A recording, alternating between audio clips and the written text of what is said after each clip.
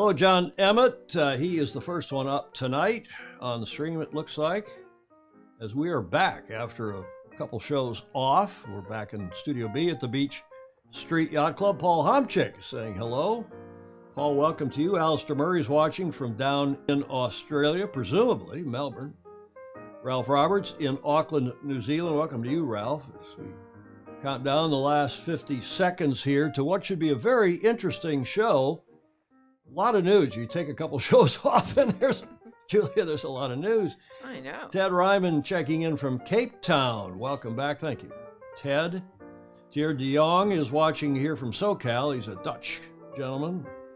Rob Sternstein from up in the Northeast. Chris Exley also in Salem, Mass, up in the Northeast of this country. Alistair Murray. Yeah, I mentioned Alistair. And on here as we're getting ready. Thierry's down in SoCal, I should have said. Yeah. As we get ready to get this one off the dock, our show number 526. Welcome. 7, 6, 5, 4, 3, 2, 1.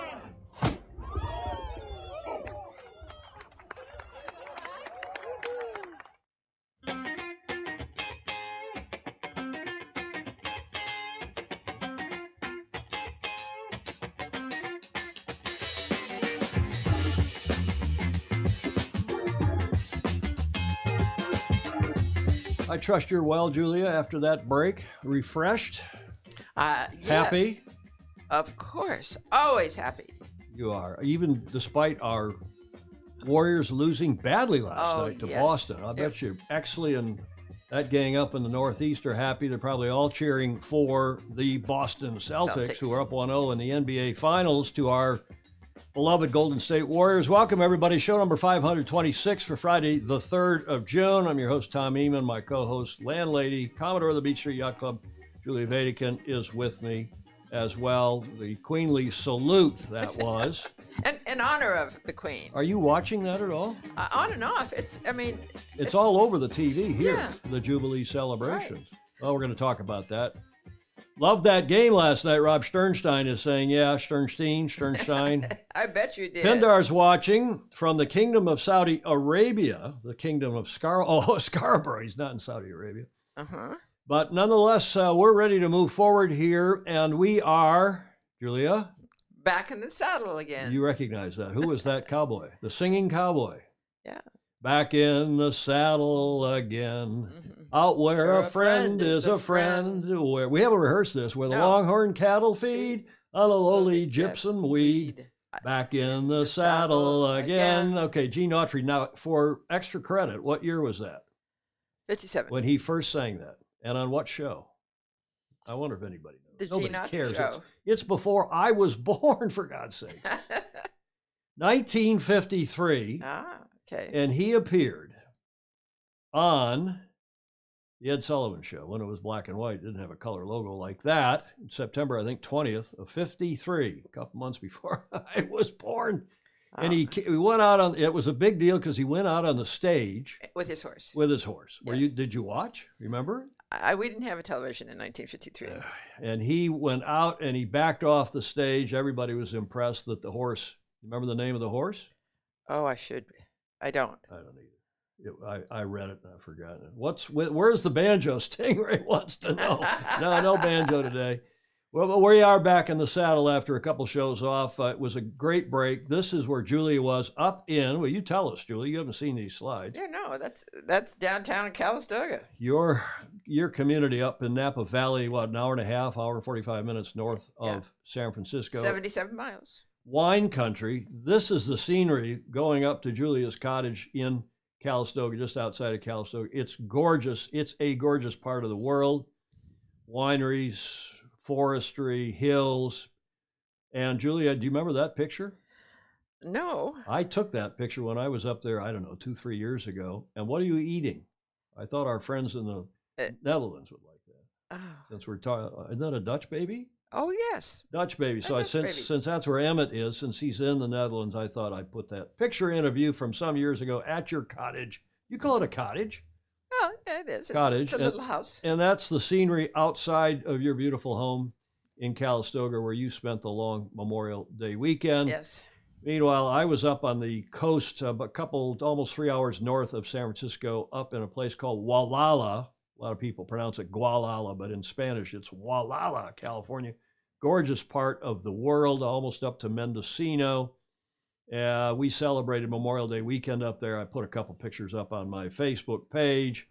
Very windy for the most of the weekend. Fantastic time, beautiful place. Nice food, nice. We had a few drinks and we watched a few basketball games. I took this out the kitchen window at our friend Darlene Hines' place up there, and the deer, and these deer are all over the place eating what are those, dandelions? And no sooner did I take this picture than the deer looked up at me. I kid you not. So it looked right up at me. This is for you. Exactly. And I put this on my Facebook page, and there were all sorts of, it was a caption contest, fantastic comments, and somebody put a bear, hunting in the woods. But that's the view. We did go one night. If Peter Taylor is watching, we did go at his recommendation. When we said on the show the other day that we were going to I said we were going to Sea Ranch, and he said, "Oh well, my wife's Sandy's brother lives up there, and we love the Anchor Bay Thai Kitchen. So you ought to go there." Well, we did. So thanks, Peter and Sandy, for that recommendation. You know it's a Thai place when you see a big peacock on the back wall behind the bar. It was fantastic. So enough about what we did over I feel like, Julie, like this is kindergarten when you come back and you say, "What did you do on your summer holiday?" Yes. But just thanks again, Peter and Sandy, for that recommendation of the Anchor Bay Thai Kitchen. It was delicious. Now, while we're on animals, do you know where this is? Florida. Almost. It's at Southern Yacht Club in New Orleans. This was sent by Guy. He doesn't like when I say Guy, the French pronunciation. This is a past Commodore of Southern Yacht Club. He's saying this was during the Women's College Dinghy Nationals, which took place down there, hosted by Tulane University on Lake Pontchartrain, and during swim team practice. You can see the kids in the background of the swim team. Yeah. There have been several alligators in the harbor area. One bumped a diver the day before under a boathouse. This one was seen swimming in front of the club, and they called the Wildlife Service, who sent one of their contracted trappers. I don't know if that's the guy in the upper right. The trapper lassoed the gator and lifted him over the bulkhead onto the lawn, secured it, then took it away for re-entry to the wild, or maybe entry to a stock pot, not sure which. That lady in the foreground of the Yale University team that won down there. And thanks again to our Fozy Guy, don't call me Guy Briere, past Commodore of the Southern Yacht Club in New Orleans. That's a great club. It is a fabulous club. And even if they have alligators on their front yard. Now, also while we were on break, you know what this is? No. That is the sailing scene, a still from Top Gun Maverick, which was released while we were on break. And that, of course, is Tom Cruise on the right. Do you know the lady there on the left? She's the lady star in this show. It's Jennifer Connelly is her name. Mm-hmm. And it turns out that, as you like to say, San Francisco Bay is not only iconically beautiful, but windy. Reliably windy. Put your mic up closer to your mouth, please. Reliably there you windy. Go. Thank you. And it is reliably windy. And they were supposed to film this scene in San Diego, and it was too light. So because San Francisco Bay is reliably windy, they came up here, shot the scene. You'll see it. It's a J, I think 125. And she took sailing lessons. She was interviewed on, what's that CBS late night show? Who's the sailor, by the way, the guy from Charleston. What's his name? Colbert, Stephen Colbert. He interviewed her, and she apparently took sailing lessons before filming that scene with Cruise. God knows how many people were down below, but Russell Coutts and a few others apparently were consultants to the movie because they got credits for this sailing scene here on San Francisco Bay in a J125. That's good. Now, this week, as you, I'm sure, all know, is Queen Elizabeth's Jubilee, or 70th anniversary on the throne. This from NPR this morning. Queen Elizabeth II, 96, was the only British monarch the vast majority of the world has ever known. It's a startling fact, really. Yes. Starting with Winston Churchill, she has worked with 14 prime ministers and has served longer than any other British ruler, including her great-great-grandmother and arguably the founder of the America's Cup with her husband, the Prince Consort, Prince Albert. That's, of course, her great-great-grandmother, Queen Victoria. But bravo Zulu to Queen Elizabeth, Her Majesty Queen Elizabeth II. I was surprised to see Anne in full military. I was too, and I was wondering if our Brits, I guess that's trooping of the colors, so she would have had some military roles too. And of course, she, in my never so humble opinion, is the coolest person on that whole stage besides the Queen. She being, as far as I know, still president of the FEI, the International Equestrian Federation. She's maybe president of honor of the Royal Yachting Association. Gosh knows what else. But the United Kingdom will celebrate the Queen's Platinum Jubilee this week to mark her record-setting 70 years on the throne. The nation is planning a 4-day extravaganza, which started yesterday with the Trooping the Color, a parade that included 1,400 soldiers, 200 horses, and 400 musicians. Apparently tomorrow night, you've got Elton John and others playing at someplace. The hall, big hall. Is it one of the? It's not at the palace, but that all sounds like fun. Congratulations to Her Majesty. There's her son, apparently the heir apparent, to our left, to her right on the stage, Prince Charles, and the rest of them, the future king, way over to the right, Prince William, and then one of their kids, I guess the one closest to William is then the heir apparent after William. But Anne, you got to give Anne credit. I know her. I don't really know any of the others other than the one who's not there, Julia. Yes. Randy Andy is not there. That gives us a chance, and since we have so many Brits on here, we thought we should ask you if it's correct or crutonic that this morning as they were leaving, where was it, St. Paul's? Mm-hmm. Harry and Meghan were met with loud boos in their first royal event in 2 years. Mm-hmm. Correct or crutonic that this happened? Prince Harry and Meghan Markle were loudly booed Friday while returning together to royal events in the UK for the first time in 2 years. A small cheer initially greeted the exiled. Are they exiled? The exiled, self-exiled. Self-exiled. Royal couple's exit from St. Paul's Cathedral, just to be quickly drowned out by a chorus of shouted boos. Video shows, and as you probably know, Julia, that has played here this morning on the news all morning, the video and the boos. Yeah. So I ask all of you, is that correct that they were booed? Is that correct or crutonic? What's your take on that, especially you Brits who would be celebrating or not, as it were? Meghan is my favorite royal stingray, says. Loud boos were for Boris, only a few of them, Pindar says. BJ got massive boos. Yeah. Okay, Yarvahe, thank you. Ted Ryman's crutonic donuts booing. Stephen Colbert got a rye on a Swan 60, the last Charleston CHS to Bermuda. Charleston to Bermuda race a decade ago, and claims he's a sailor ever since. Not sure if he ever sailed again. Yeah, he's done a bit of sailing, I think, before that Charleston to Bermuda race. Julie Aarons, I don't like booing. Who else is on here? Peter Selwyn is saying, I met Princess Anne once, really into sailing and very much still president of the RYA. Any boat that tips her G&T or gin and tonic over is no good, she told me. Andrew, they say, did you see that? I didn't hear that before. Andrew supposedly has COVID. Yes, well, that was announced. That's why he was not up there. Yeah, okay. Maybe he has COVID, maybe he doesn't. Maybe it's a convenient excuse. Yes. Princess Anne the Princess Royal is terrific. Terrific. Prince Charles Stingray saying, I go back to that photo. Stingray, where is that? Prince Charles looks even older than Her Majesty. Oh, he does. He always has that kind of strange grimace on his face, yes. Like he's got. I have to be serious. Like he's got gas. I don't know what it is about him. Yarvahe is saying they have RKJ's Cannon. Robin Knox Johnson, I assume that means, cannon for our Jubilee party tomorrow here in Portsmouth in the UK. Nice. Okay, BC won the Women's Nationals. Blake Middleton is saying Yale second. Oh, they were second? Okay, and Stanford third. Blake's where he coached for many years. College Nationals visitor indeed. Dutch apple pie yum, Tier de Jong is saying. Well, Julia, nice comments. A lot took place while we were gone, including, some other things we haven't talked about. But let's, I guess most people think the booing was crutonic. Even though I think Harry and, as far as I'm concerned, Harry and Meghan can. I just think they're complete and utter croutons. I think they've gone off to cash in for themselves. I think after the British public paid for the wedding and so on and so forth, I think it's croutonic. But what do I know?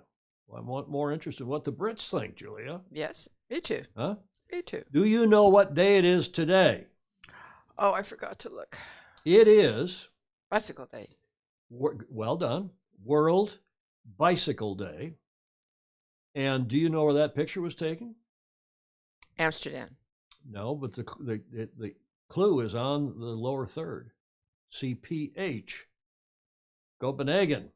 Oh, Copenhagen. Close, but no cigar. This is in Denmark, but we do have some stuff from Amsterdam, actually from Utrecht. Utrecht, in a moment. For many of us, riding a bicycle without training wheels is the first challenging physical activity we ever learn how to master. I think I skated before I rode a bike. We all remember, don't we? A running start, the protective hand secured to the bicycle seat is released, and then zoom, the child is off and pedaling. Well, in my case, I fell over. I went just like that when my dad or mom, whoever it was, I think it was my dad. And the child is off and pedaling, and a lifetime of adventure and freedom awaits aboard a succession of beloved two-wheeled conveyances.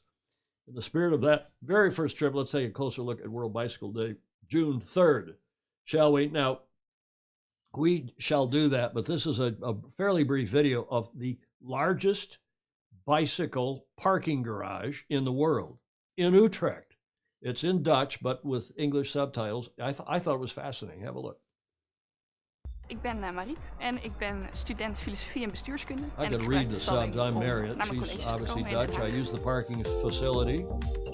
Bicycle parking in the station's Plein Utrecht. I think it's very nice that you can check in with a public transport chip card. I also like that when you enter the facility, you can immediately see if there's room for your bike. You can cycle through it. This is Martin, and I am here to park my bike. It's easy to get your bike from the ground floor to the upper or lower floor. This thing is huge. Look at this. You can cycle up and down the ramps just like you drive a car. Bicycle repair shop. Electric bikes. I guess that's what OV means. I'm not sure. What do you speak Dutch? Tier, Dion, where are you? Very impressive. Nice, spacious, and easy. Futuristic. Fantastic. Huge. A lot of light. I'm Marty, and I'm here at the central station to pick up my bike, and then I walk into town to buy some things. Very nice that you can cycle all the way to your parking spot. That you cycle past the parking spots to see where there is more. Of course, you have the passage of the central station. Yes, I feel comfortable here and safe as well. I'm kind of proud. Proud of my city, of course, but it's also very nice that we now have the largest bicycle parking facility in the world in Utrecht. It's really well. You can remember the 50s when there were that many bikes on the road. Here? No, there. Oh, there. I think they still do have. I mean, I haven't been to the Netherlands or even to Denmark for that matter in some years, but always tons of bikes, especially in the outside of Amsterdam, outside of Copenhagen. Yeah.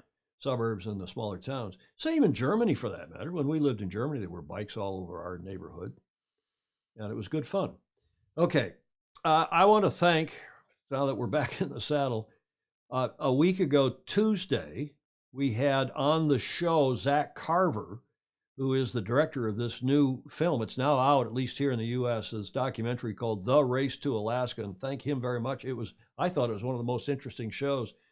Julie Ahrens texted us afterwards and said, keep it up. She loves those kinds of shows as well. This was a fun segment. Thanks again to John Sangmeister for commending Zach Carver to us.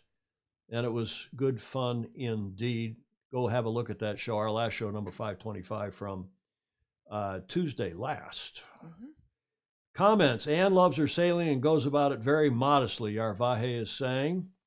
Stingray, are the bicyclers in Copenhagen required to ride in that side of the street? Well, they drive in Copenhagen. They drive and ride bikes, I think, on the right side of the street. Correct me if I'm wrong. Gordon Smith's on here. Bicycles on the street targets. Yeah, here in San Francisco, there's so many bicycle accidents, as you would know, Julia. It's really, it's too bad how many bicycle accidents there are.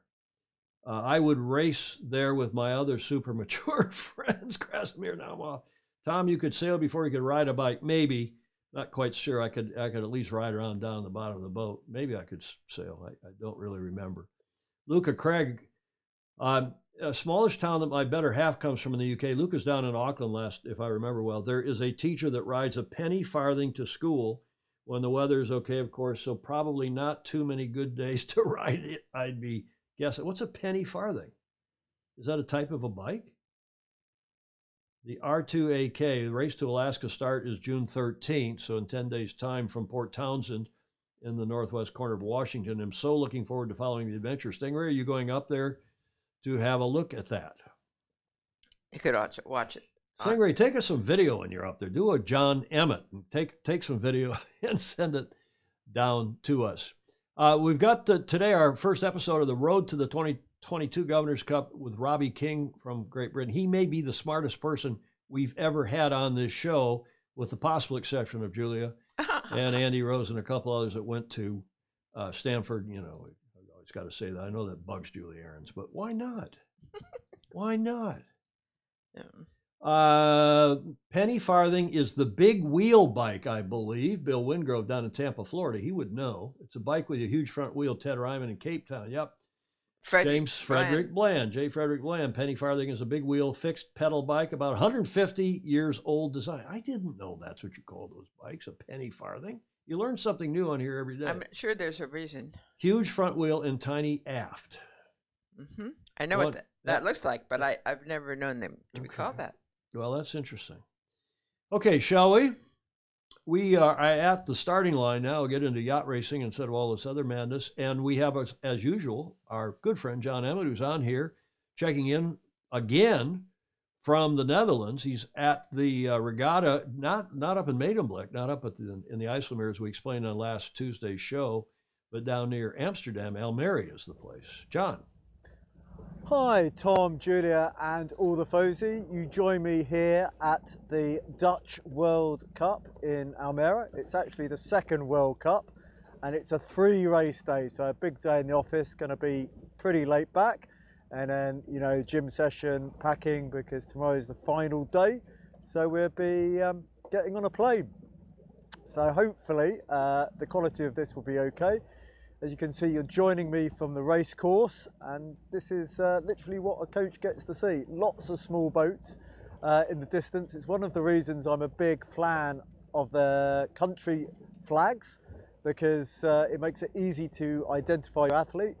And I'm still learning what the Romanian flag looks like, having spent an awful lot of time looking for the Finnish flag, and before that, that's the flag of the country Finland, by the way, not where the finish line is. And of course China, which was very easy to spot, great big red blob on the sail. So I'm going to go back to following the athletes downwind. I hope you have a fantastic show.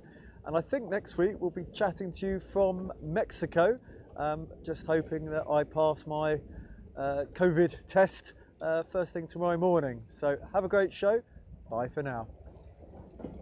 Okay, Julia, now do that little twist of the head when you said next week from Mexico, and you looked over at me and do that. Do that. You looked over at me and, oh yeah, the traveling man that he is. Now, he sent me a few photos, a photo and a couple of videos. Julia Ahrens is saying, look how clean shaven John is. He said, yeah, this is a coach's life. I'm out there. He's now coaching a Romanian lady in the Ilka Sixes, as he mentioned, having coached, of course, previously Finnish teams, and then his now wife, who is from China. And this is what he says it looks like from the coach's boat. This is rounding, he thinks, one of the weather marks. They had 3 races today. I talked to him on WhatsApp, I guess, after his racing, after he sent this video and slide and this image, and now a couple other videos. And he said, it's a long way from the harbor out to the race course. We showed you on the map last Tuesday. That's the tow at speed in the lasers. That's a Romanian behind his coach's boat. And then he said, this is the finish line. This is what the IJsselmeer, or in this case, this other body of water, where they're sailing in closer down to Amsterdam. And I don't know what I think of this race course. They turn that gate, this is the Olympic course, and then reach across to the finish line like it's supposed to be more interesting. Frankly, it's more interesting if you cross the gate going downwind as far as close racing. But nonetheless, gives you a feel. This is a very shallow body of water. It's usually this windy. And bumpy. And exactly, Julia, and lumpy because it's shallow. Remember, that's all reclaimed land or partially reclaimed, and they were going to fully reclaim that and fill it in. But then, I think since the 80s, they've decided to keep it a lake, and it is shallow, but it's a nice recreational body of water, including and especially for sailing, as well as up in the IJsselmeer in the northern part of that country. That report by John Emmett Sailing. Go get to the front of the fleet. Thanks, John, for sending in yet another report. And there's some comments here. PRO, James Bland is saying he is the PRO, the principal race officer this weekend for Texas Sailing Association's Youth Circuit Regatta, the 2022 Roadrunner Regatta, and the 2022 Texas Junior ILCA Championship. Nice. And that, Julia, is nice to see that our FOSI, as always, are contributing not only to our commentary here, but also to our sport across the board. There are so many people that do so much for our sport that come on and watch the show. We're proud of all of you. James also saying, I'm with you, Tom. The LR course is for the lazy race committees.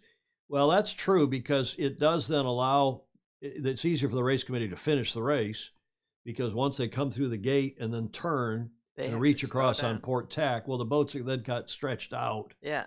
And it's much easier. I should use camera too. And they turn that gate and then they get stretched out, and you don't have 5 or 6 or 7 boats sometimes or more finishing downwind at the same time. So in some ways it's better. You get cleaner finishes, but it's not as exciting at least if it's a television event. But thank you for that. I'm with you, Tom. The LR course is for lazy race committees. John, easier to take, correct finish positions, John, I think is right about that. Thanks again, John, for that report and those slides, additional slide and videos. And while we're on laser sailing, I thought we should go to Mexico because that's, as you heard, that's where John is headed, Julia. Right. And John tells me that he leaves that regatta tomorrow after they have one more race of the medal races, I guess, tomorrow. He's home tonight. He said after they sailed 3 races, they went to the gym, and then he has to go home, clean the apartment, and pack because then they do this medal race tomorrow, and then he bolts for the Amsterdam for Schiphol Airport and flies. I don't know if I got this all right, John, but he flies to Heathrow, does some dropping of stuff off and picking stuff up because he's headed to Mexico for the Laser Masters. You remember where Pedro Foiling Sailor had his resurgence in life? Yes, it was reborn. He was reborn. Then he says, so I Heathrow to DFW to PV, your favorite. Yeah, Puerto Vallarta. Puerto Vallarta. Then Emmett says after that, and he sails down there in the Masters. He's won it, I don't know how many times. Yeah. At least in his division. Then he flies back to Heathrow to Hamburg and then drives up to Kiel for, I guess, Kielerwelke. So he's a busy boy. And then he says after that, he goes back to the UK Masters in Stokes. I think he's in, so he's I mean, the guy is amazing. He is. And a good thing he shaved today. He may not have time to shave for the next 2 weeks. Right, John? But while we're on John and Ilka's and Mexico, this just wrapped up down there a couple days ago. The Laser, the Ilka 7. See, they ship boats in, people charter boats, and then they run various regattas in connection therewith, including the Masters. This out of Tip and Shaft this morning. A note about Olympic sailing. And Jean-Baptiste Bernas was crowned the world champion of the Ilka 7, the first time in his career, and the first title in the Laser for France. In the Ilka 7, ex-Laser, in Riviera Nayarit. Do you know where that is? That's near PV, apparently. I don't. And Cypriot Pavlos Contides, who's been a regular star in that class, finished second ahead of the Croatian Filip Jurisic. I hope I pronounced that somewhat close. And bravo Zulu to this guy, Jean-Baptiste. I think we're going to hear a lot about him, hence I thought we should air this video today to introduce him to you. Jean-Baptiste Bernas. So now you are the new world champion 2020. What is the feeling? Oh, it's a big feeling. Like I feel that I'm chasing this goal since many years, and I'm pretty proud to be sailing well with this kind of fit where it's very tight. So it's exhaustive moment, but also very nice moment. When did you start the laser or Ilka boat? When was that? 2002, my first laser radial world in Spain, and since that I'm sailing every year. The laser fit is one of the best in the world, so I still enjoying, even if I'm 35 this year, so I'm pretty happy. So Marseille is in France, and that will be the Olympics. Exactly, the next Olympic will be in Marseille. I mean, it's Paris, but Marseille for sailing, and it's. I'm looking forward for Marseille now, for the next goal. So what is your future now? Now you have won this World Championship. What's gonna happen? So the next for me is like a bit of rest first, and then we train and try to prepare against the next World next year. Will be the selection for nation, but not for us because we are already qualified for the game, and like preparing the games now, the main goal. Is there any people you really want to thank or who make this possible? I mean, in such a long career, there's many people that I have to thank. My former coach Lionel Pellegrino is here also with another French working. My new coach Nicolas, who did a crazy work this week and this winter, and of course my family, my club, my town, all the support we have from the federation. Yeah, there's plenty of people like my physical coach. There's too many to tell everyone, but thanks a lot for all those persons who work with me every day. Okay, congratulations and have fun tonight. Thank you very much.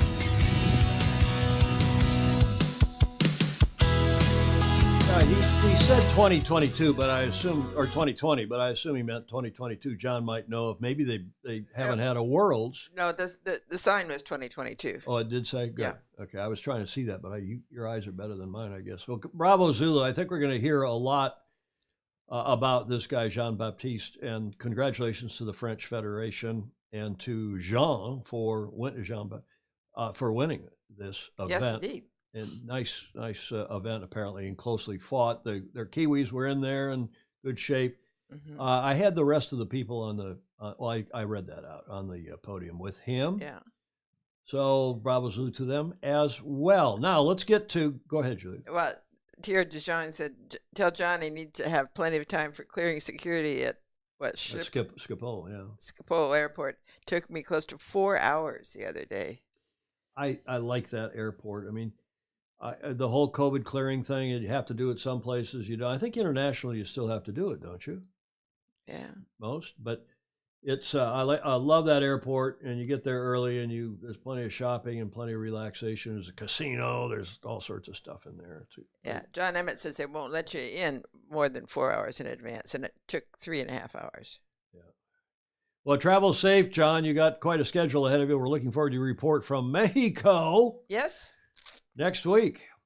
Let's get into the road to the 2022 Governor's Cup. Now, remember, we did this last year, interviewing each of the sailors ahead of that regatta and getting to know them a bit. And these are the cool, really, Julia, they're some of the best sailors, best young sailors, bright spots, Yes. for the future of our sport. It gives Yes. you confidence. And you do see that.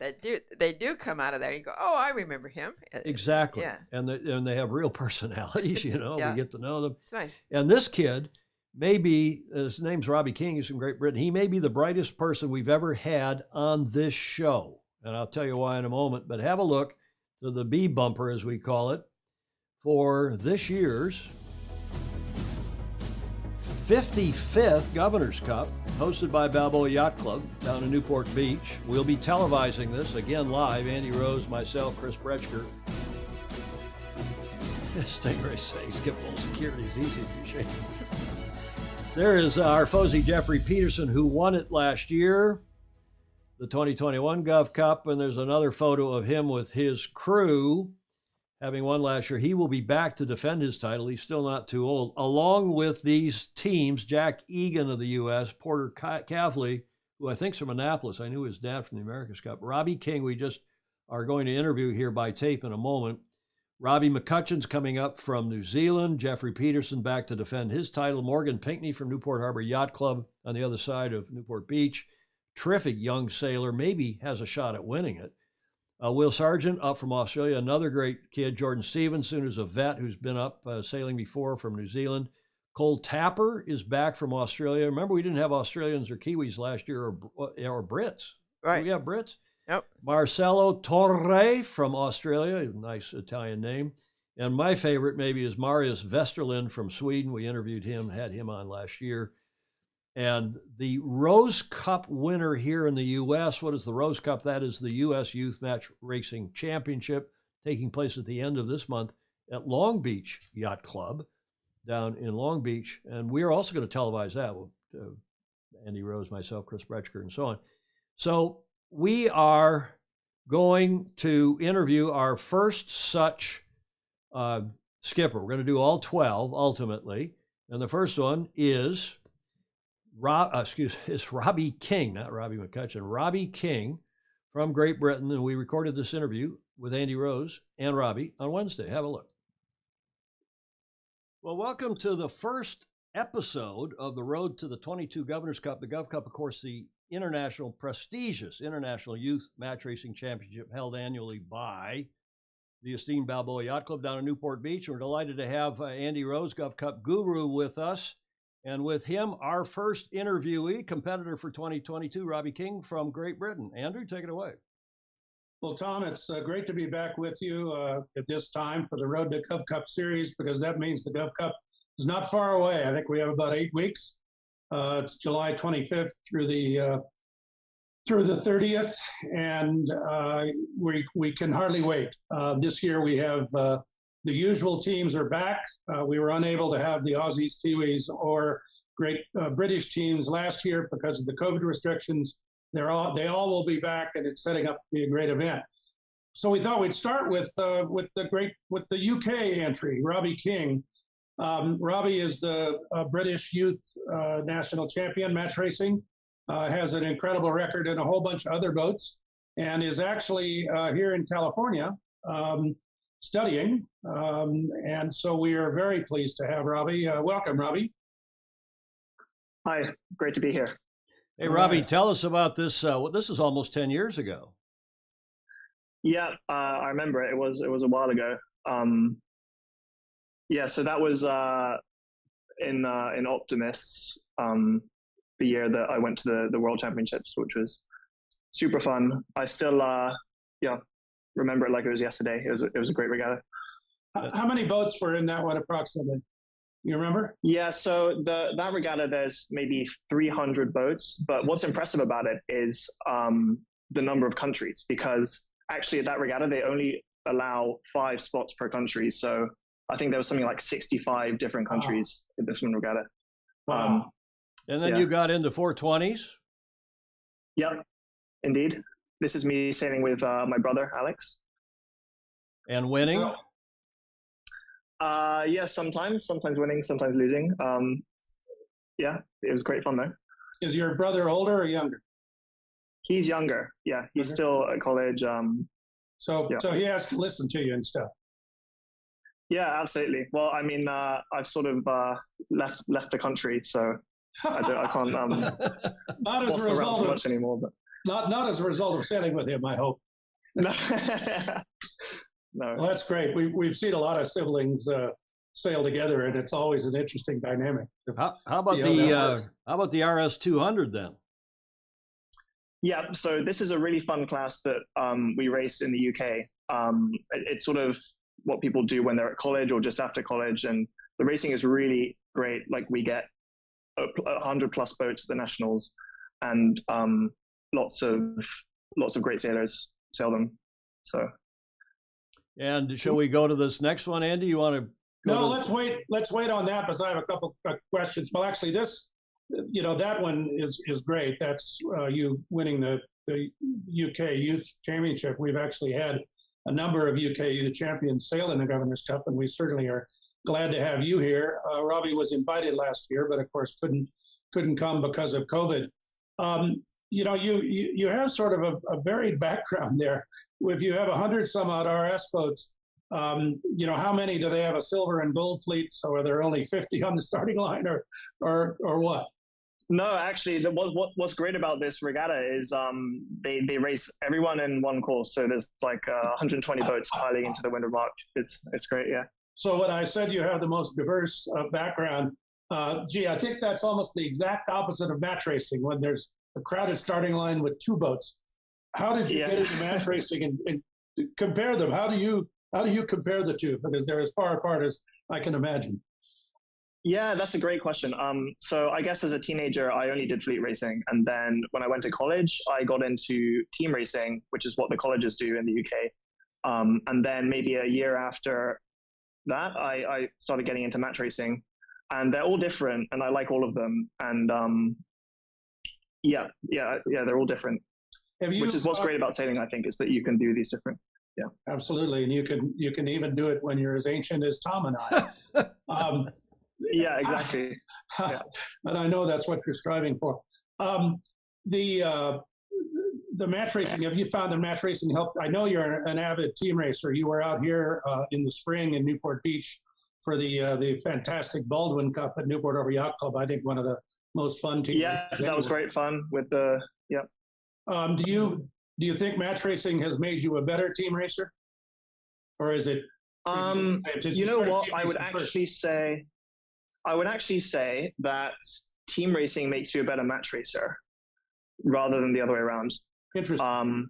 Because I think match racing, there's sort of more to it because of the starts and various things, but team racing gives you a really good understanding of the rules and like boat on boat situations, which helps a lot when you start match racing, I think. So I would say, if anything, it's the other way around. Yeah, it's interesting in this country, on the intercollegiate level, there is a team race championship, and so a lot of the sailors sail it. But people that don't sail intercollegiates or go to a university that only sails, sometimes can't put together a team racing fleet. A lot of them have match raced, and I think it is fair to say if you don't team race, that match racing will help you in fleet racing, just because sometimes you have to make decisions a lot more quickly than you do. You don't really have time to think about much. The Governor's Cup, you knew about it, obviously. What do you think about sailing against? I don't think you've ever sailed against the Kiwis and Aussies and all the U.S. entrants. No. So in fact, it was really bad timing, my match racing career with COVID, because just as I was sort of getting to the level where I could compete internationally, like COVID started, and my 2 summers of where I would have been match racing, I was stranded in the UK. So this would be my first. I think it's true. This will be my first international match racing regatta, and definitely the one of the highest level of competition that I've ever sailed, which is really exciting. Right.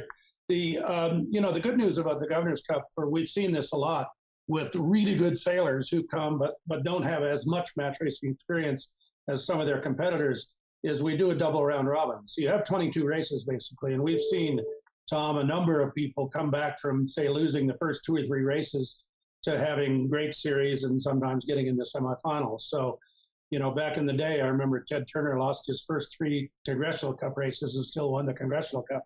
So it can happen, and 22 races is a lot, as you'll find out.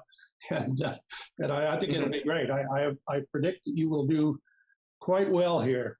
Well, let's talk about personally, because it's a little different there are a number of UK, obviously, graduate students here in the United States, but we haven't seen too many here. Interestingly enough, your countryman, Matt Whitfield, has just finished his master's degree at the University of Washington. He was a 3-time Governor's Cup veteran, and will be helping us in the Rose Cup commentary. You went to a school that I've sort of vaguely heard of. Which one is that? University of Cambridge was my was where I went. Yeah. I think Robbie has sailed with us a couple times on It's Okay, the 50-footer that Tom Purcell and I own, and I think we probably scared him to death. But in any event, he was a great help on the crew. When Matt Whitfield learned that you were sailing with us, and we were talking about you. He said, "Yeah, Robbie's pretty bright." He says, "I would venture to say his IQ is larger than the combined IQ of the It's Okay crew." And not that that is a terribly high bar, but that's great. And so let's see. What I would say, if you were an American and had gone to Harvard, I would say couldn't get into Stanford, huh? And for you, I would say couldn't get into Oxford, huh? Yeah, sure. Sure. That's a perfect answer. That's a perfect answer. Well, Tom, I believe you have a slide to show that his academic career, even from the beginning, has been quite good. Well, I found this in the Telegraph newspaper this morning, and it's, I guess, from some years ago, Robbie, but the Telegraph with a big headline, a nice picture of you saying young sailor scoops 11 A's in his GCSEs. Despite spending 100 days of the year representing his country on the water, Robbie King has still found time for 11 A's. Yeah, Robbie, so I was sort of hoping, I was hoping that this got buried forever with the years, but unfortunately you guys found it.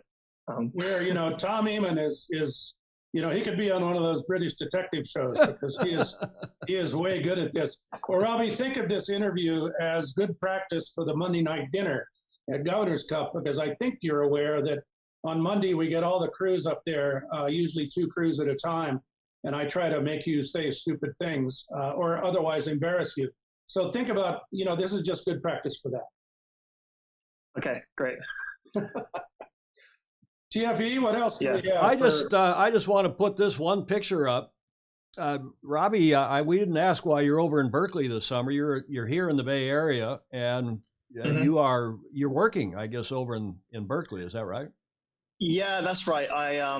So at the moment I'm doing a PhD at Caltech. You are definitely the first Governor's Cup sailor, I believe, to ever aspire to, much less get a PhD. Well, we'll see if how he does in these GovCup 22s. Andy, you got a picture behind you, and here is a shot from last year's GovCup. Jeffrey Peterson, local yokel and a terrific bright guy that he is, winning. What do you think your chances are, Robbie?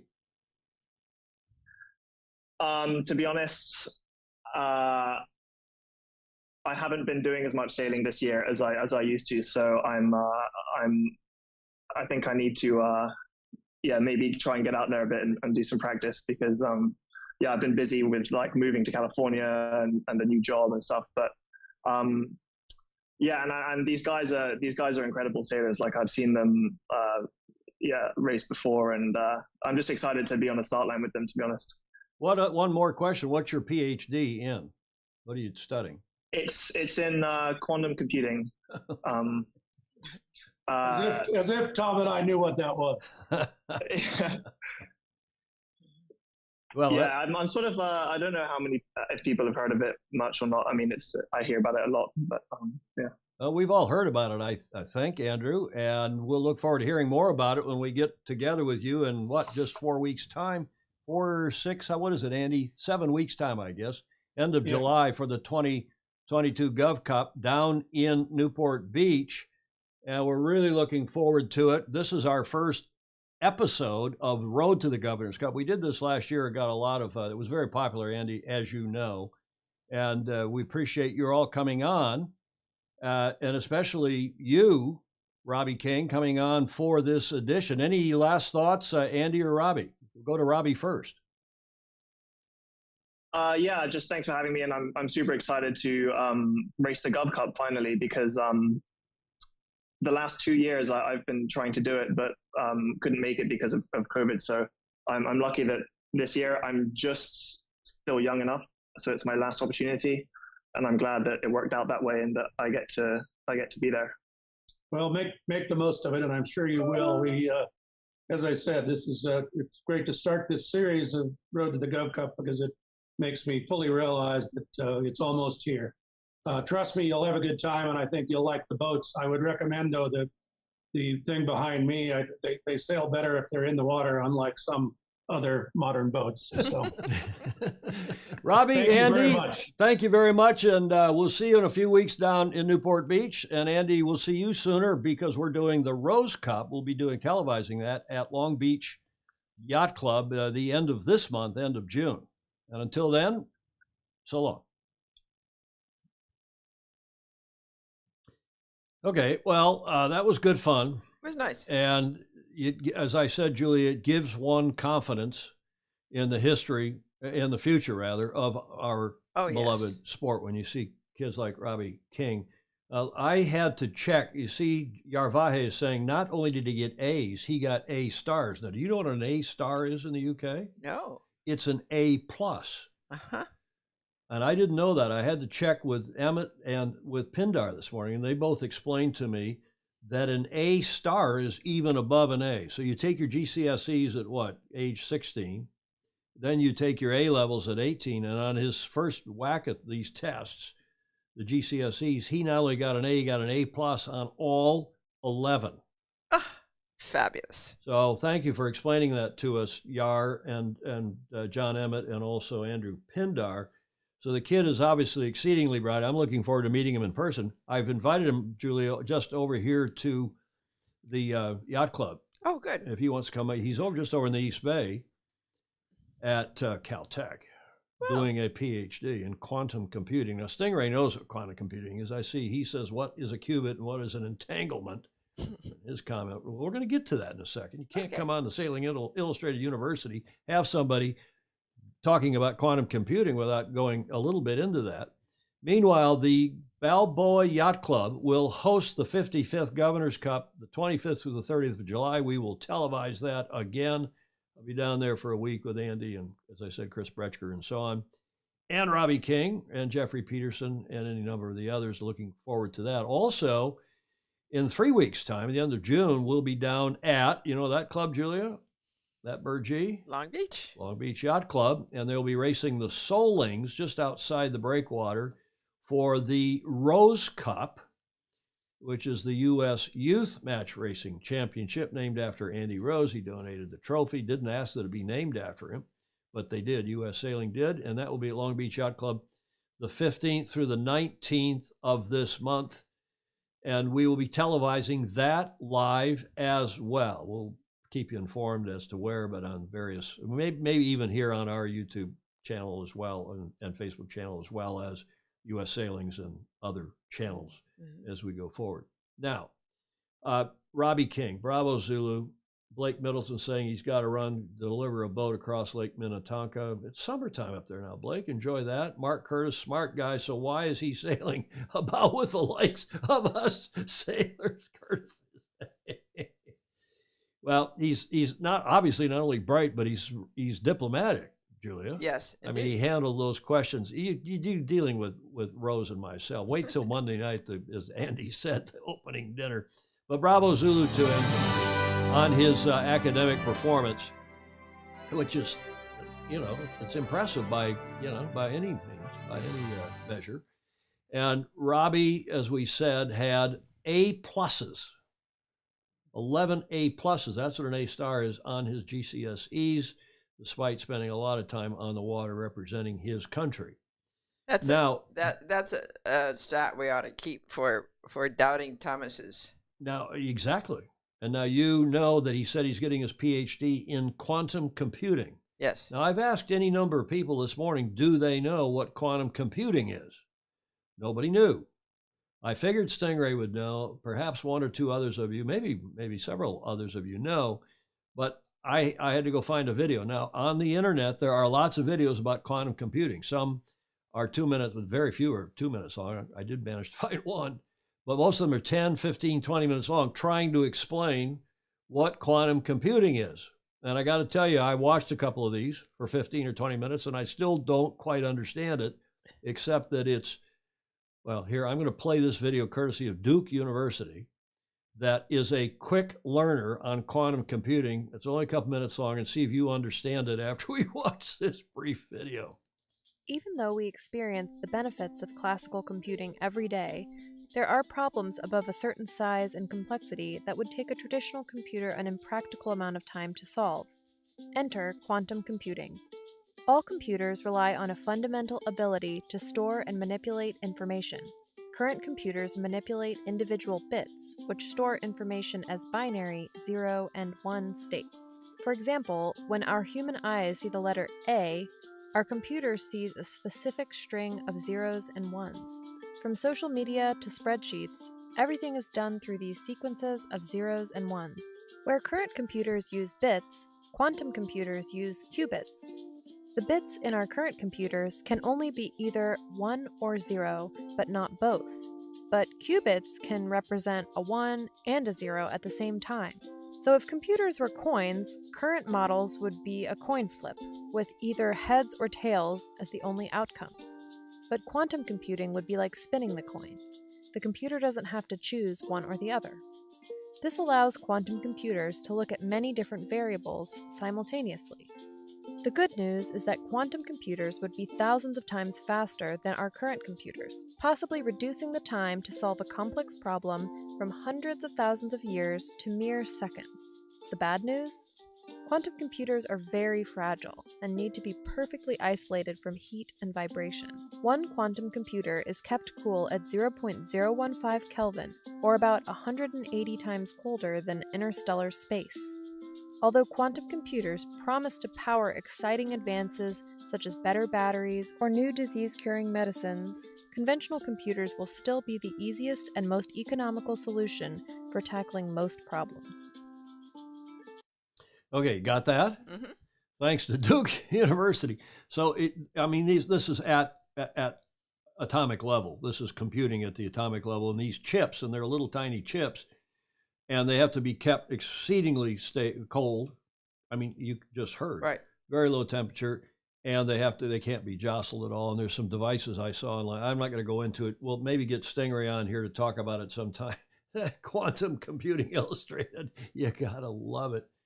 And apparently these things are going to be so fast, Julia, that they will have the possibility of solving computational problems that could take 100. Well, you heard her say 100. I saw this morning that the Chinese now have made a huge step forward in this and maybe have the computational power to solve problems that might take 1 trillion years to solve and do it in a matter of minutes or something, hours, I don't know. Thanks, Duke University, for that. Maybe we'll get Robbie on here to explain it to us when we're at the GovCup with Andy Rose and so on. There's a comment from Stingray. As you know, Stingray is a coder, a retired coder from Boeing, obviously exceedingly bright. Quantum networking is being tested in the Netherlands. It's a fascinating subject. Julie Aaron says, just call me Sheldon from the television show. Obvious, really. Yeah, Ryman says, oh, it's obvious. For quantum computing, you need a winter coat. Dear Dion. Saying. And Jody, Yarvahe says, I'm none the wiser. Did you see that, Julia? I'm none the wiser after seeing that video. Ken Saban, he's getting ready to host the Cattails Regatta, Jolly Rogers Sailing Club in Toledo, Ohio. Did you see Jody's comment? Yes. Wow, after that, I need a lot of beers. He said he had 5 A's at school, a beer, another beer a day here. That's okay, Jody. I'm glad to see Jody's. Okay, that's the Sailing Illustrated Quantum Computing session for today. I don't think we'll do that again anytime soon. But bravo Zulu to him, and we're looking forward, Robbie, maybe if you're still, he said he was going to try to watch it live over in Berkeley today. Yeah. Caltech. Mm-hmm. Rocket scientist. He is truly a rocket scientist. Yes. Must be. Bravo Zulu, and speaking of Bravo Zulus, do you know who this is? Freddie Carr has rejoined Ineos for the 6th America's Cup. His.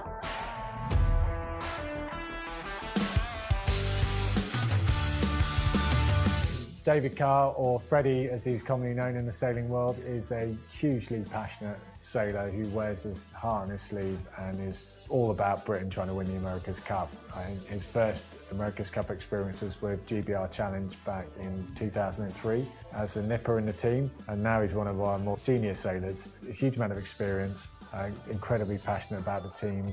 But also as an athlete, Freddie has a huge amount of natural capability, but when you combine that with his work ethic and determination, the numbers that he can push out, either on a grinding pedestal or now on a cyclone, are pretty phenomenal. He is a huge part of the engine room of sailing these AC-75s and a huge part of the whole team.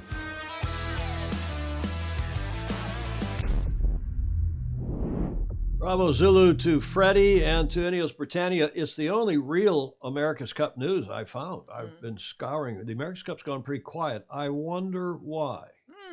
And I have been talking, Julia, with our friends down in Auckland, various people down there, and maybe we'll have some news about things down there next week. Oh, good. Or even maybe the week after, but we're working on that. Bicycle car, Stingray is saying, yeah, they're going to have cyclers. The Brits have also announced that they are going to have cyclers, not grinders. Quantum sales, Stingray says, could be a great thing someday. Oh, we have quantum sales. We have quantum racing, which is sponsored by quantum sales. Now we got quantum computing. I'm not sure what the CSIRO, Warren Chaucer, is in Perth, the Computer Science Institute. I don't know what it is. In Perth in Western Australia are developing a room temperature quantum computer.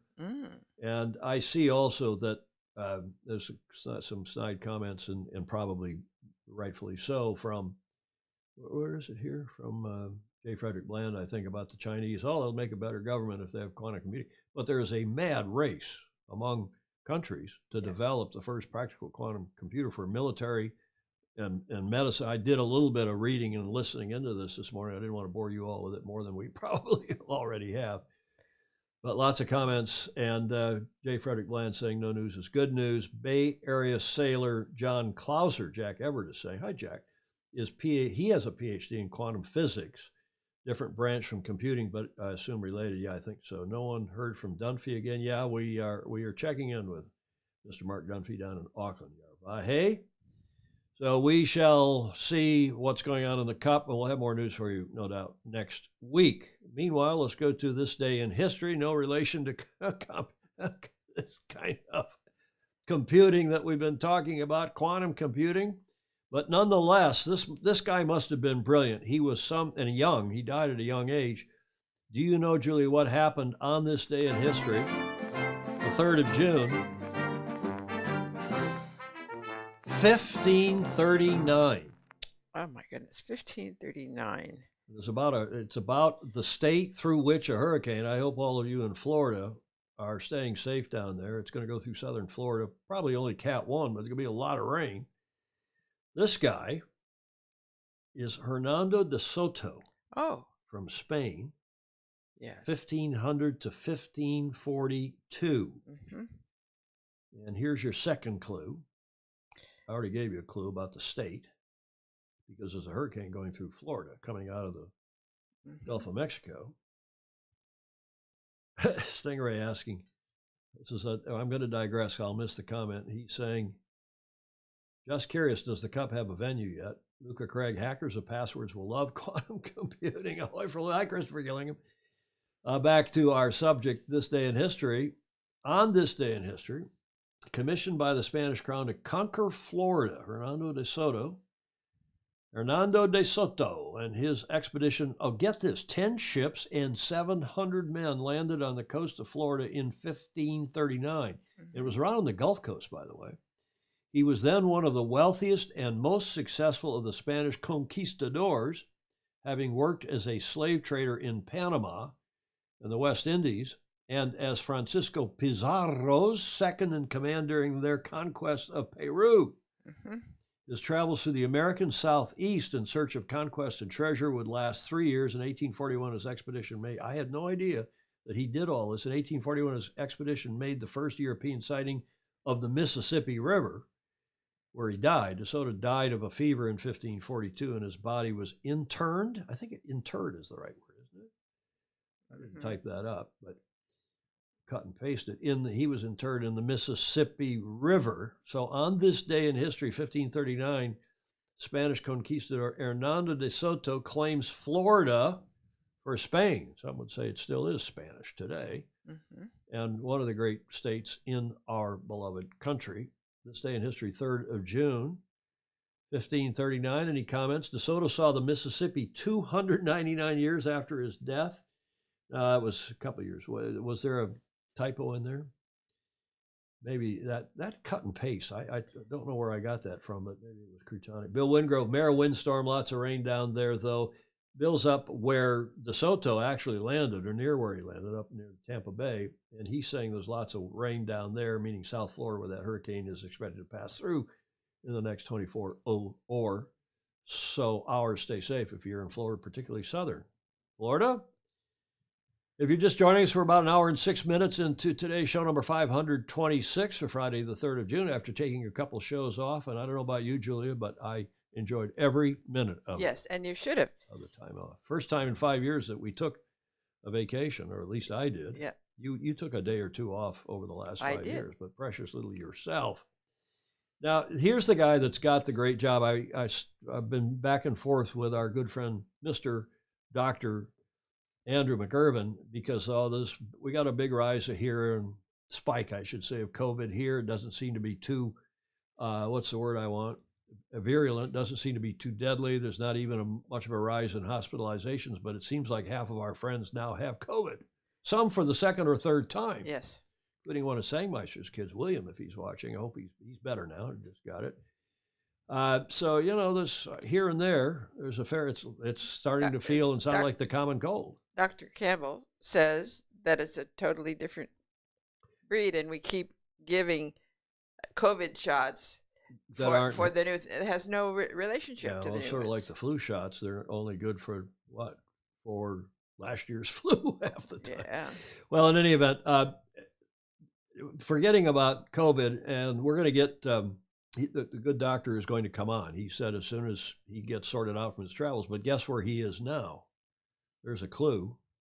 The Super Yacht Regatta, the Giorgio Armani at the Yacht Club Costa Smeralda. He's smarter than all of us, maybe even than Robbie King. He's got a great gig here as Secretary General of the IMA. Have a look.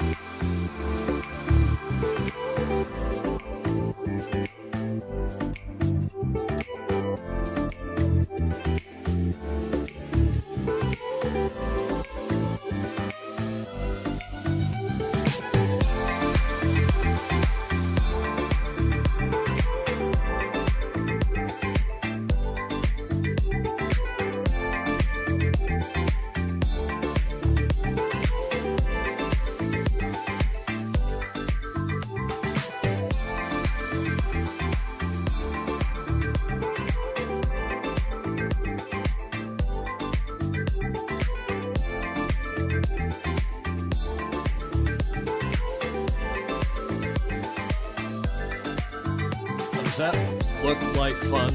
Yes. Yacht Club Costa Smeralda. That's what yacht racing. That's what yacht racing is going to be all about.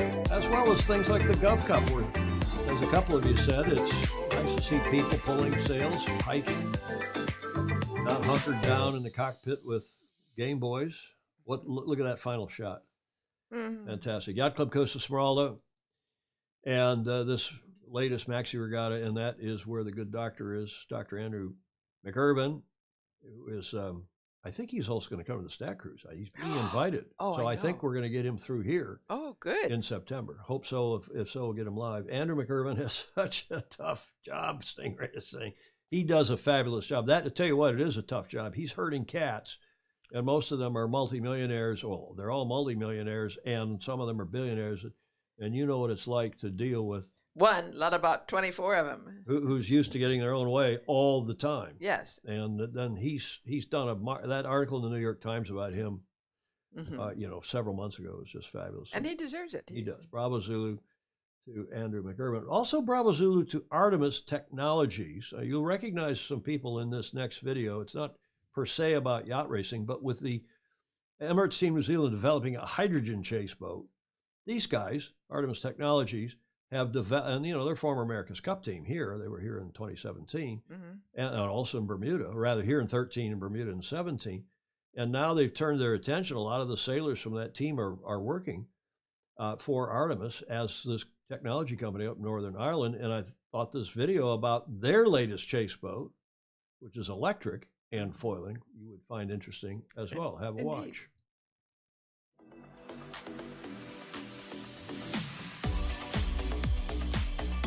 Oh, it's fantastic. I haven't seen some of this at an exhibition some time ago. To come see it in the flesh at its home base is a really great opportunity, and such amazing technology being developed.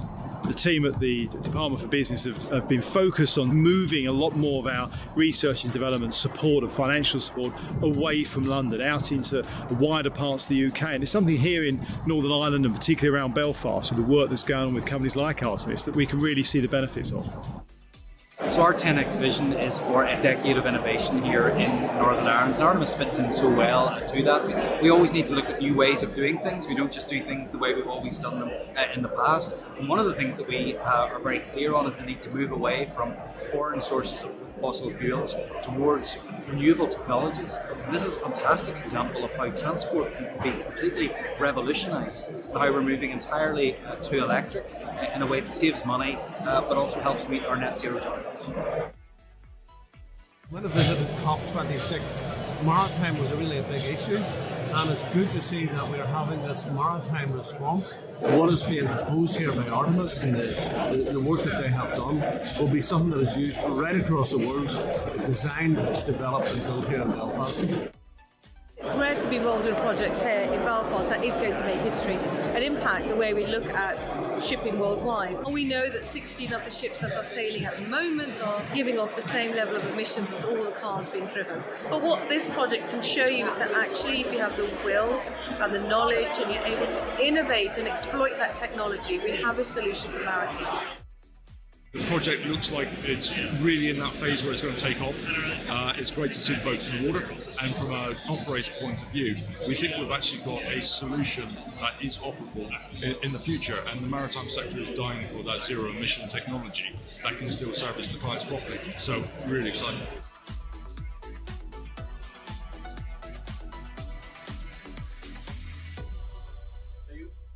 You will have seen Ian Percy there, who is another, double Olympic medalist and a fabulously bright guy himself, who's left yacht racing as a full-time career. He was running Artemis. He's been sailing in the America's Cup and beyond, and now is the CEO of Artemis Technologies.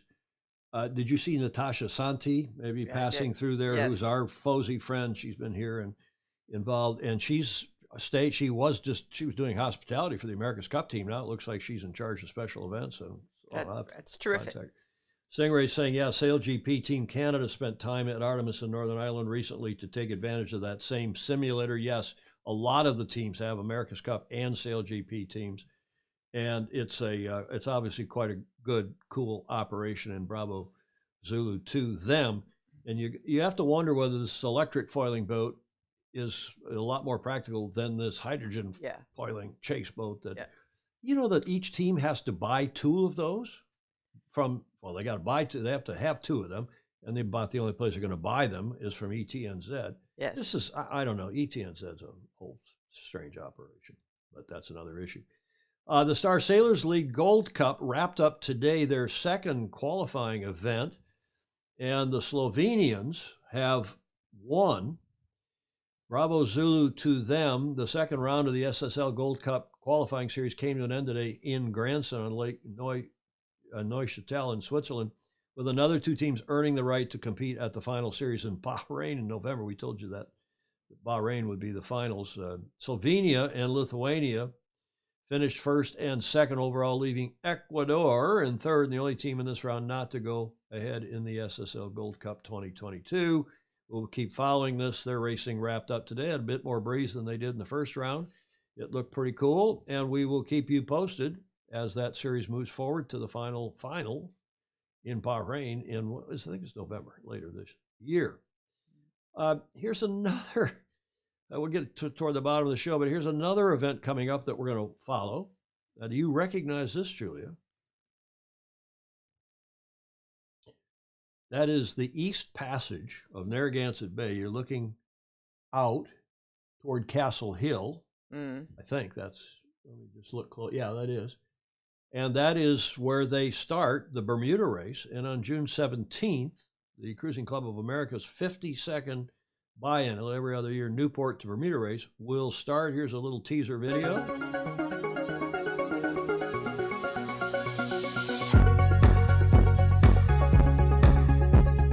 A thrash to the onion patch.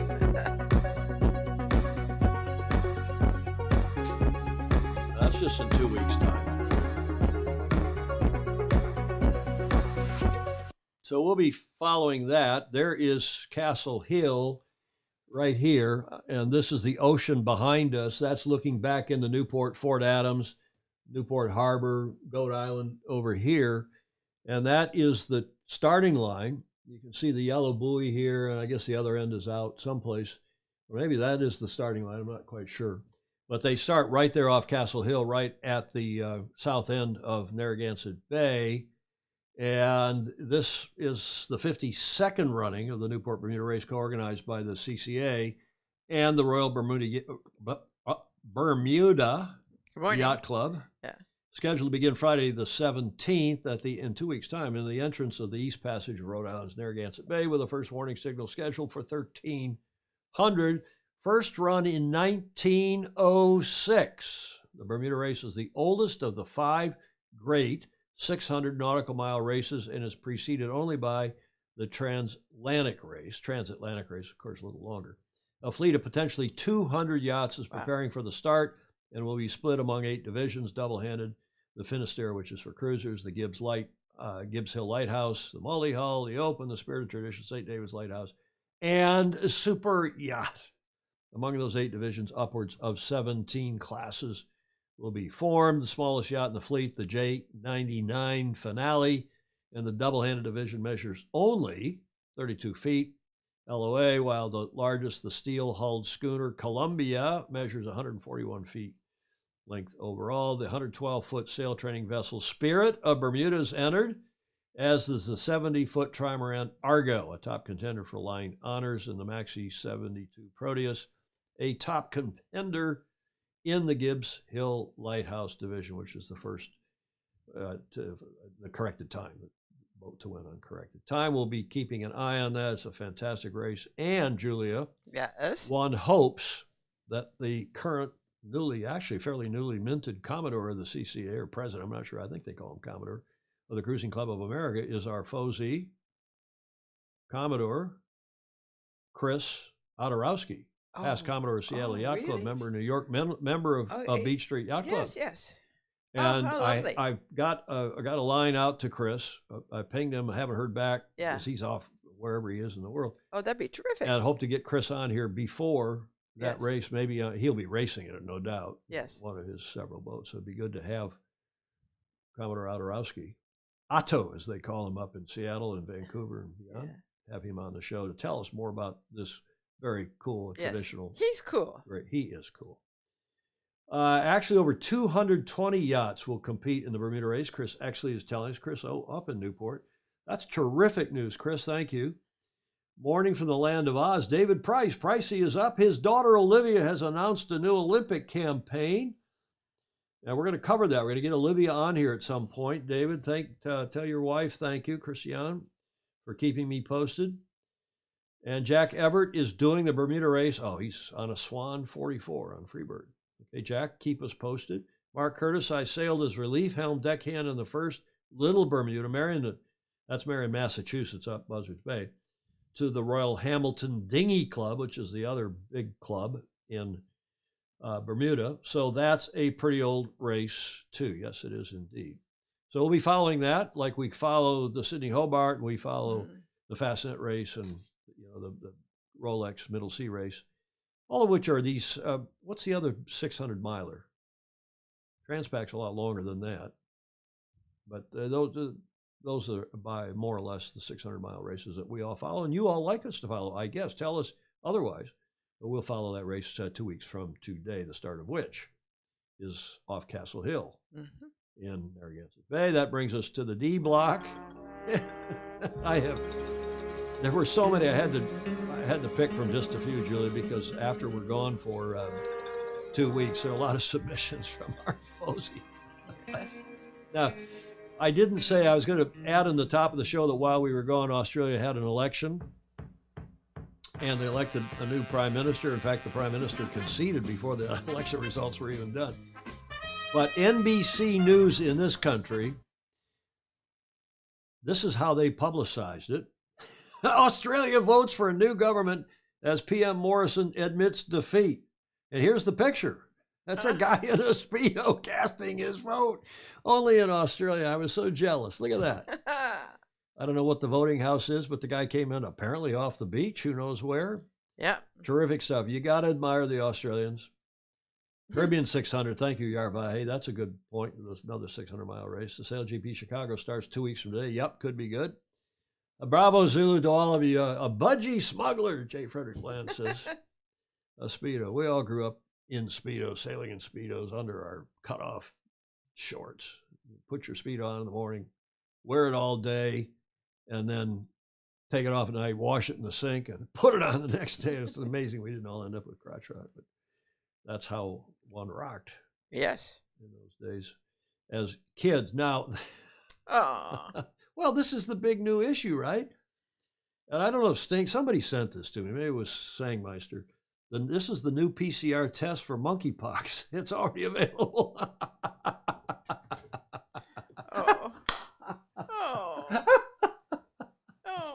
Come on! Awful. Daniel Grun from Augsburg, Germany is weighing in. He says NBC is not a real news network. It is a left-wing propaganda network. Daniel Grun and I don't agree on a lot, but we do agree on a lot of American political. Yes. He knows a lot about American politics. He does. As I said on this show before, he follows it perhaps even more closely than we do, or at least as closely. Yeah. Okay, Julia. That's what it says. Dip your ensign to a passing warship. You're not supposed to dip it in the water. You're supposed to dip it, meaning pull it down the flagstaff and then put it back up. Ed Worley says people are going bananas about the monkey. Okay. Mm-hmm. Now, I put this on my Facebook page. You know what that is? There were a lot of comments about this. That's a Russian oligarch. Yeah. The guy has a sailing yacht called A, and this is the motor vessel A. Somebody on here will know the guy's name, and I've forgotten. But you know where that picture was? That was here in Sausalito. It was here over across the Tiburon or Sausalito for a long time. Yes. Do you know where that photo was taken? Mm-mm. In a creek in R.A.K. You know where R.A.K. is? Ras Al Khaimah. It's the northernmost emirate. It's a tiny little dusty emirate in the UAE. And apparently the UAE is taking on, and Dubai is doing major business. R.A.K. is doing major business, hiding oligarchs' yachts when they turned off their AIS and when they were being sanctioned by the West. And they now are taking up, shall we say, residence. They're berthed in the Emirates in the UAE. Looks like a Zumwalt class destroyer just launched. Yeah. Frederick Bland. More dollars than taste, Ed Worley is saying. Sanctioned, Yarvahe is saying, is the motor yacht A. But some people have different names for A, depending upon how fond you are of that. Alpha. Of that oligarch. Yeah. A-hole might be one of them. Mm-hmm. But I thought, one other point. Now, you know where Ras Al Khaimah, maybe some of you will have remembered that from 2010, 28, 29, 2010, because that is where Ernesto Bertarelli wanted to run the deed of gift match between Oracle and Société Nautique Genève's representative team, Alinghi, in Ras Al Khaimah. Yeah. Because they had some inside access there, and the places, I won't go into it. But that's where that yacht A is. Stingray saying maybe the gas is cheaper in Ras Al Khaimah.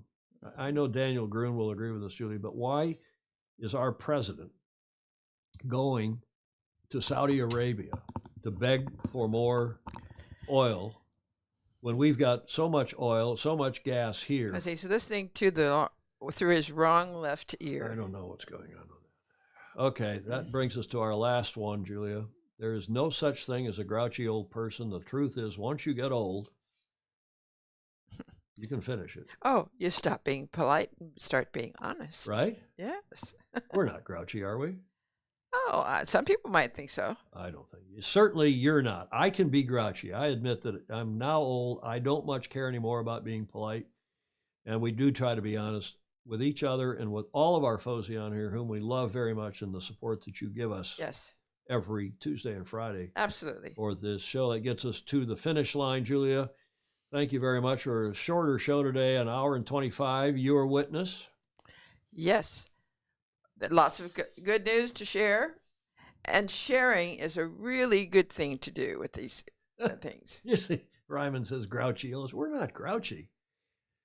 We say what we mean, and we mean what we say, right? Right.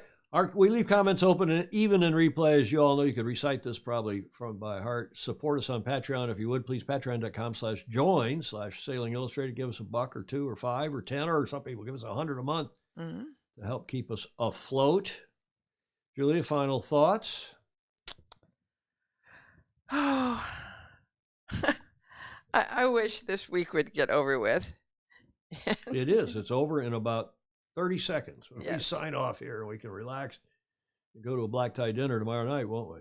Yeah. Alistair Murray is saying, thanks again. Alistair is going to send us one of his awesome anecdotes. He sent us a little funny that I didn't run. It was a bit long, but maybe we'll run that too. Can't talk about politics, especially senile presidents.